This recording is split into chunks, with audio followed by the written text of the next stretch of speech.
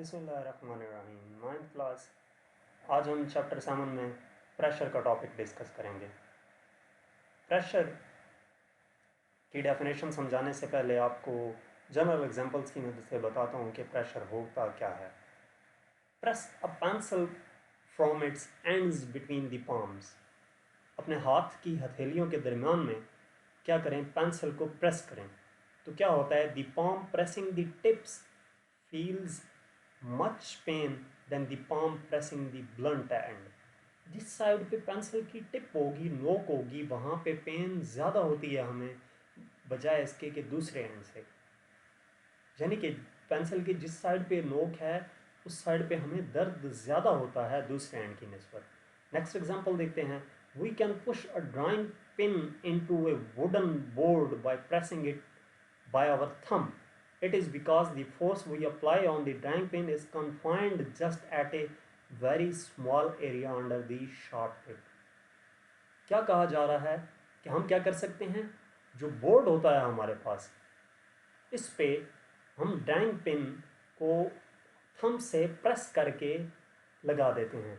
Drawing pin with a blunt tip would be very difficult to push into the board due to the large area of the tip.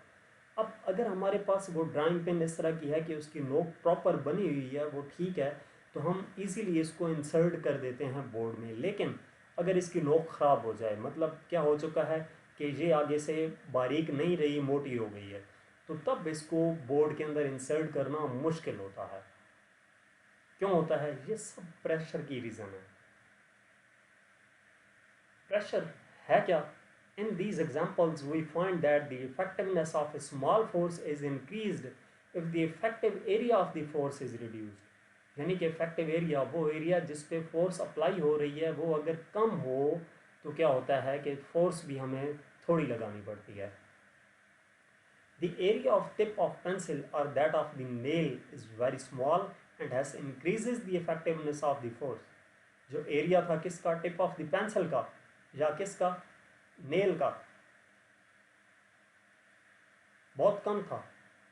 And hence increases the effectiveness of the force, जिसकी वजह से जो force का effect था वो increase हुआ। यानी कि फोर्स उस पर अप्लाई हुई तो उसने उस ऑब्जेक्ट को क्या कर दिया, अगर पेन थी तो वो बोर्ड के अंदर प्रेस हो गई, और अगर हम पेंसिल थी तो उसने क्या किया कि जो जिस साइड पे नोक थी वो हमें फील हुई है, वहाँ पे पेन हुआ है।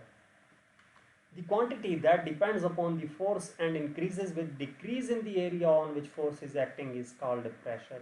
वो क्वांटिटी जो डिपेंड कर रही होती है फोर्स पे और इंक्रीज करती है डिक्रीज इन एरिया पे, वो एरिया जिस पे फोर्स अप्लाई हो रही होती है उसको क्या कहते हैं? प्रेशर का नाम देते हैं। तो प्रेशर की प्रॉपर डेफिनेशन क्या होगी? द फोर्स एक्टिंग नॉर्मली पर unit area on the surface of a body is called pressure.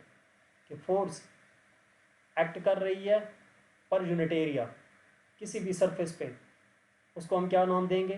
Pressure का। प्रेशर का फार्मूला क्या बन जाएगा? Pressure equal to force per unit area. तो force per unit area equal to pressure, ये क्या है? डेफिनेशन है प्रेशर की। Pressure P equal to F over A हो जाएगा।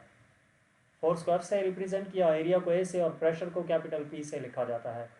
Pressure is a scalar quantity. Pressure क्या है? एक स्केलर क्वांटिटी है। In SI units, the unit of pressure is Newton per square meter, also called Pascal. SI units में जो pressure का unit है वो न्यूटन पर स्क्वायर मीटर की इक्वल है, जो कि जिसे हम पास्कल भी कहते हैं। यानी कि 1 न्यूटन पर square metre equal to 1 pascal. यहाँ तक हमारा आज का लेक्चर था। नेक्स्ट लेक्चर के लिए मेरा यूट्यूब चैनल ज्वाइन करें। Thank you.